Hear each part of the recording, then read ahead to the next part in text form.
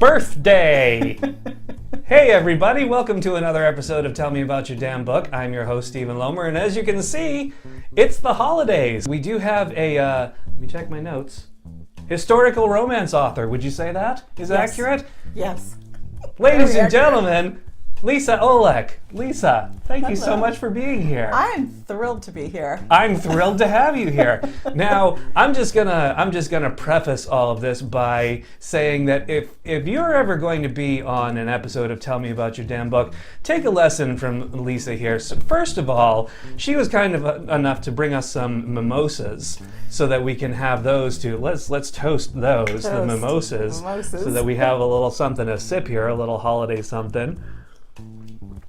And she was kind enough to gift me with these brand new shades, which I don't know if you can tell on the camera, are turning my world purple. I don't know if they're turning your world purple, but I certainly hope that they are, because this is really good stuff. So, anyway, welcome to the show. Thank you. So, most of the authors who come on the show, I have met in various locations. I've met them at book fairs, I've met them at conventions, or I've met them, or I've been in an anthology with them, something like that. But you and I, we never met. Not till right now. Not till right now, not till that camera turned on, so I know absolutely nothing about you, except that you live in New Hampshire. I do. But tell me a little bit about how you came to be an author. Writing was nowhere on my radar. Okay. I've been writing seriously for about 12, 13 years. Okay. I haven't started writing seriously. No? One of these days. I first and foremost, I'm an artist. And I was doing The Artist's Way, which is about bringing more spirituality, a deeper focus into your work. And part of it was to go on an author date with yourself every week to nourish your creativity. An author date? An author date. An artist date, rather. An artist date? Yep. Didn't have to be a lot of time, a lot of money, but something to nourish your creative side. Huh. So I've never heard of this. I have never written anything seriously, and but I heard about a writing workshop at my local college. I'm up near PSU in New Hampshire, Plymouth State, and it was a 3-hour workshop for $10 called the Bad Girls Writing Workshop. And I thought, okay, here's my artist date for the week. I'm all over this. So I went, and totally ignorant of anything because I'd never been to a writing anything before. And the instructor was throwing out these little 5-minute prompts, and I'm writing blissfully away. And she said, okay, we're going to take a break, and when we come back, we're going to share. What? What? Surprise!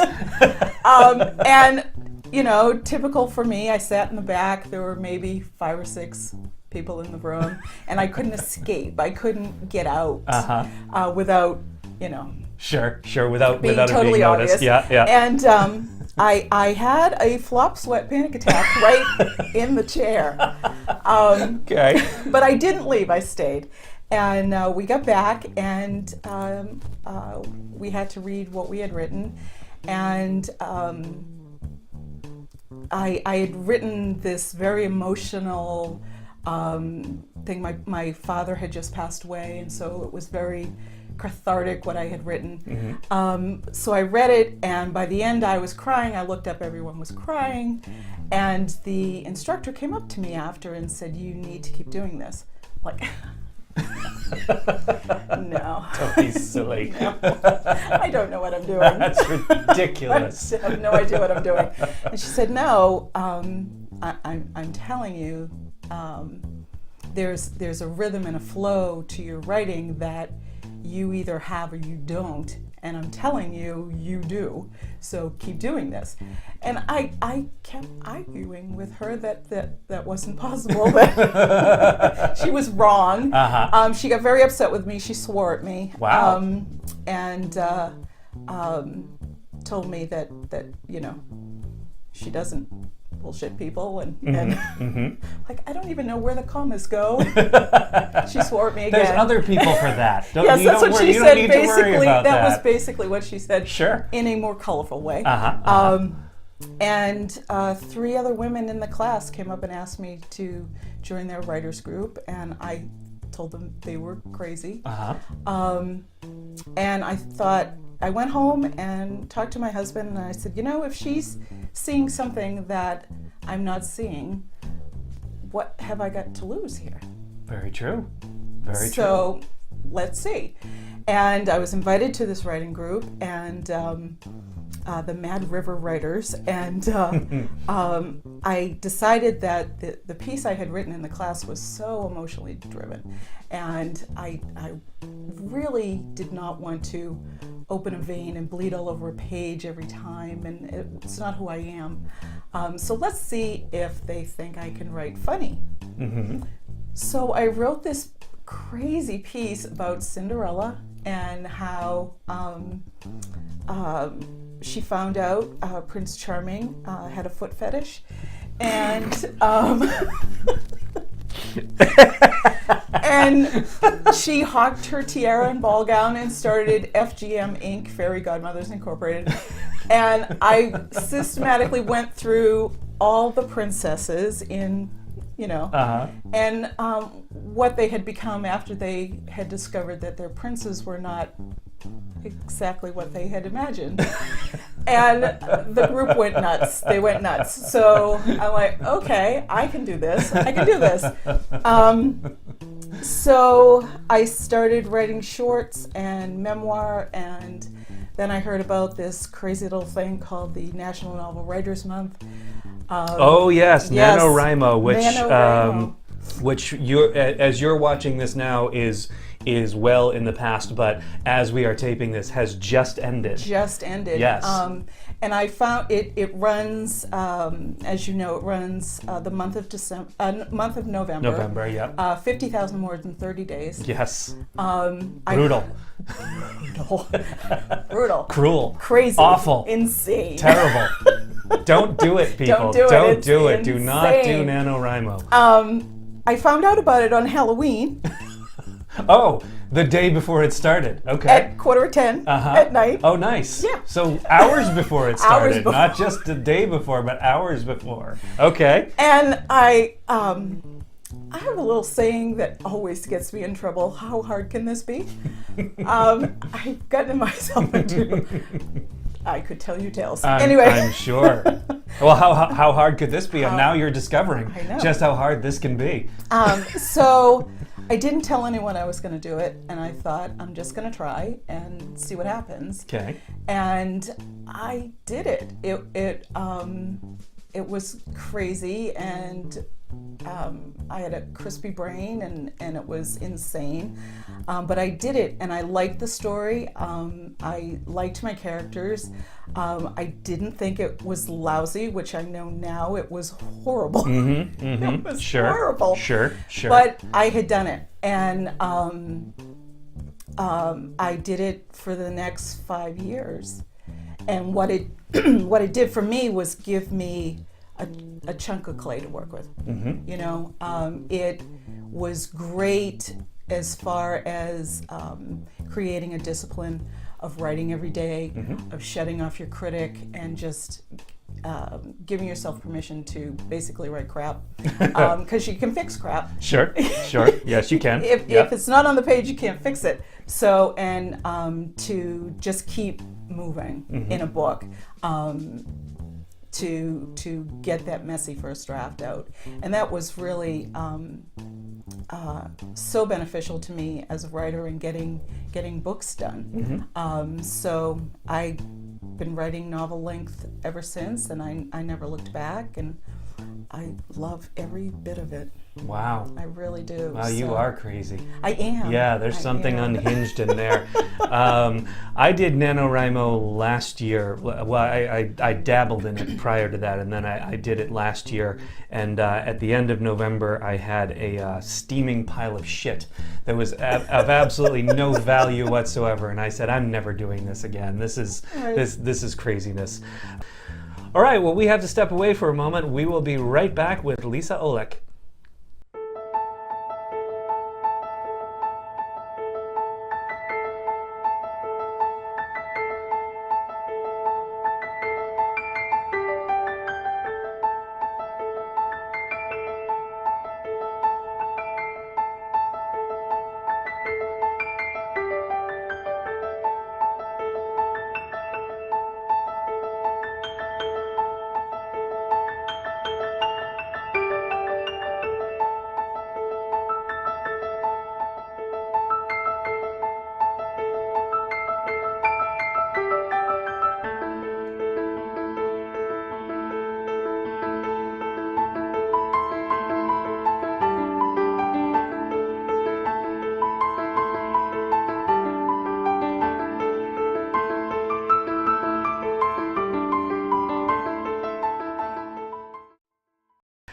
Welcome back to Tell Me About Your Damn Book. I'm here with Lisa Olech, and oh look, a Christmas gift has materialized right between us. Santa didn't find out about all that stuff that I did, and he was kind enough to come and give me something wonderful in my stocking. And yes, as a matter of fact, folks, I get to keep this as one of the benefits of being the host of Tell Me About Your Damn Book.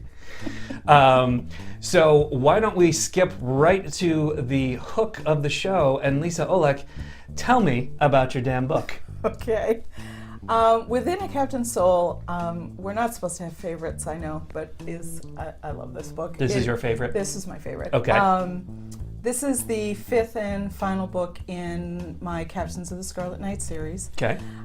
It is the book that almost wasn't. The book that almost wasn't. My hero is very unique in that he is deaf, and he is. When I say my hero is a deaf pirate captain, people look at me strange. Because, Sure. I am. You can't tell, but I am. And while when you're writing a series, every book needs to stand alone. Mm-hmm. I truly feel you get more out of this particular book if you know his whole history. Okay. But I introduced this character. His name is William Bump Quinn. I introduced him back in book 2 Okay. as a child. Mm-hmm. Historically, there were children on pirate ships. I didn't know that. They were, and he came onto the ship called the Scarlet Knight when he was 3 or 4 years old, and he was an urchin child off the streets of Port Royal, Jamaica, and deaf, and the captain at the time had lost a son and felt compelled to save this child. So this is how he gets on the ship. Oh, okay. And the series runs through the golden age of piracy, so it spans, all told, around 27, 28 years. So this character grows up on the ship. Okay. So he's met the challenges as a deaf man and adapted to those challenges, and he's cut his teeth on the rigging. He's a pirate. He knows the ship. He knows how to fight. He's learned to fight with his back to the mast, so no one can sneak up on him. Okay. Serendipitously, the advent of sign language came about 2 years prior to that book, the setting of that book, by a Spanish monk. So I was able to use adaptive signs to help him communicate. But I made this character nonverbal, which was a mistake, as it turns out, because I did not think we would end with him being my hero. I tried to kill him in book 4. Okay. And my critique partners and my plotting group, who I absolutely adore, had a fit Like, you can't kill this character. Like, yes, I can. Dead. Period. Done. No. My critique partner just went nuts. Fine. Give me a scenario that I can work with, and we'll see what happens. So obviously, I didn't kill him in book 4, and he became the obvious hero for book 5. It truly stretched my writer muscles to write this book. I love this character. I've lived with him for years, but it truly was a labor of love to do this book. Clearly. So. Now, since this is the last book in the series, are you going to miss him? Oh, yes. Are you going to? What are you going to do without him? In my mind, he's off doing fun things. Okay. And you never know. He may pop up again. Okay. But no, I did try to kill him in book 4. That's true. So. You did. So how much could you love him, really? I know, really. Yeah. If he was dispensable just a book prior. And what's next for you? I have a 7-book series working. Of course you do. Sure. 7-book series. It's similar to League of Extraordinary Gentlemen, only it's women. Ah. Well, we've come to the part of the show that you, I know, have prepared for and are excited for. A little bit. Just a little bit. And that is the 5.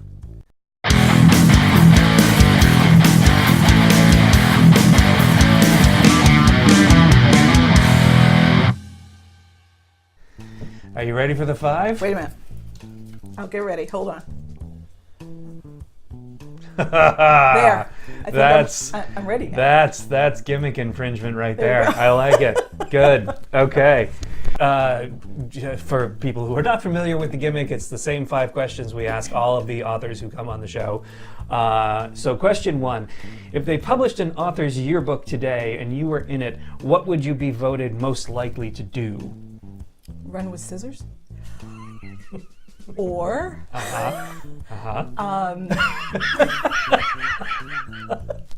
okay. Or be on the New York Times bestsellers list. Or walk a red carpet. Okay. You could pick one. Wow. They're voting for some pretty exciting things for you. Congratulations. Well, I don't generally, I wasn't a fan of the yearbook committee, so we'll see what happens. Wow. Then God knows what they might I know, vote you never for. know. You never know. Who can possibly say? They are a tough crowd. They are a tough crowd, They are. absolutely. Question 2, which 4 faces would appear on your author's Mount Rushmore? This was a hard one. Okay. It's hard for everybody, especially the ones who don't know the question is coming. Right. And because I do have a very eclectic reading taste, but if I was sticking to specific romance genre, okay, let's do that. Let's narrow that down. Let's narrow it down. Okay. Certainly, Nora Roberts. Sure. Who's the queen? Yep. Diana Gabaldon. Judy Devereaux is a favorite of mine.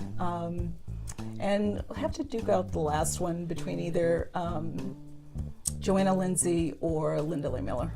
Okay. They'll have to punch out for the 4th for the Teddy or Roosevelt we could do spot. 5 because Yeah, I mean, well, if Mount it's my Rushmore mount. yeah, I suppose it is.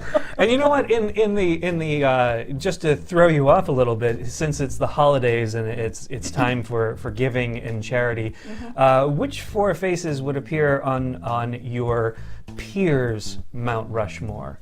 Of your writing peers, who would you put on there? Let's do some shameless plugs for some people. I have See, so you thought you were many. ready. I have so many. I truly am blessed to know some amazing writers. Okay. Kristen Higgins, right off the bat. Okay. So generous, so wonderful. She is exactly as she seems. Oh, jeez. Oh, see, I'm going to get mail. There's going to be comments, people. What about me? I know. This is hard. Wow. Jeepers. I don't like this question anymore. I'm enjoying myself I immensely. know you are. You were all prepared. You knew was exactly all what you were going to say, and now you can't think of four contemporary There authors, goes four the of bus. your peers, that you would put on your Mount Rushmore. Christine Butler. Okay.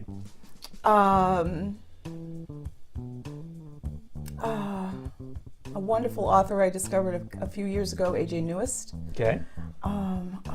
You're going to get me in so much trouble. That's what I do. Peggy Jaeger.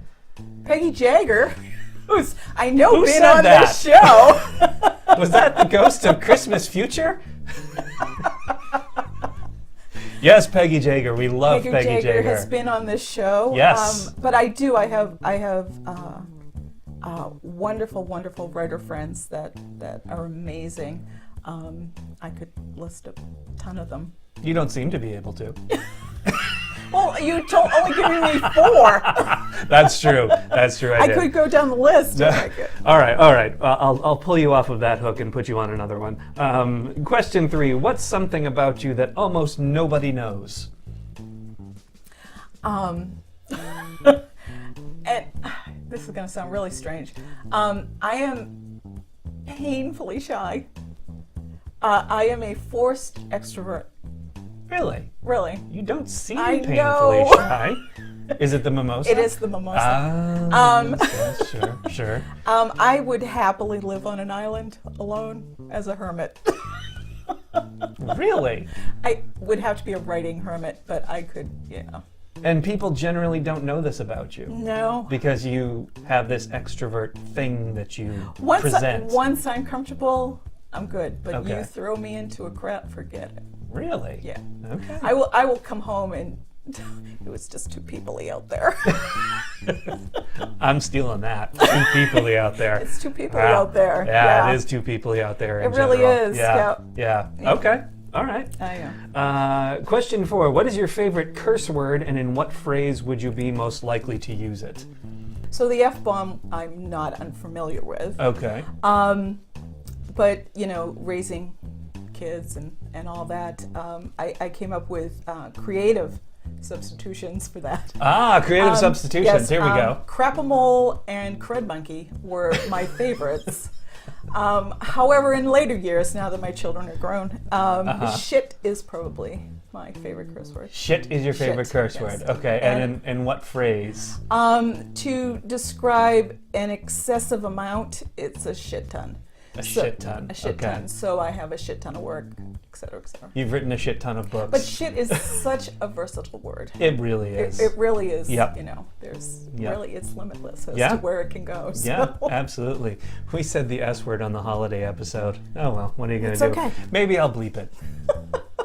Probably not, but Probably maybe not. I will. We'll see. We'll see what happens in post. And then finally, question 5. If the world ended right after this video, what final message would you want to convey to your fans? Thank you for reading. Love never dies. See you on the other side. Well, there you go.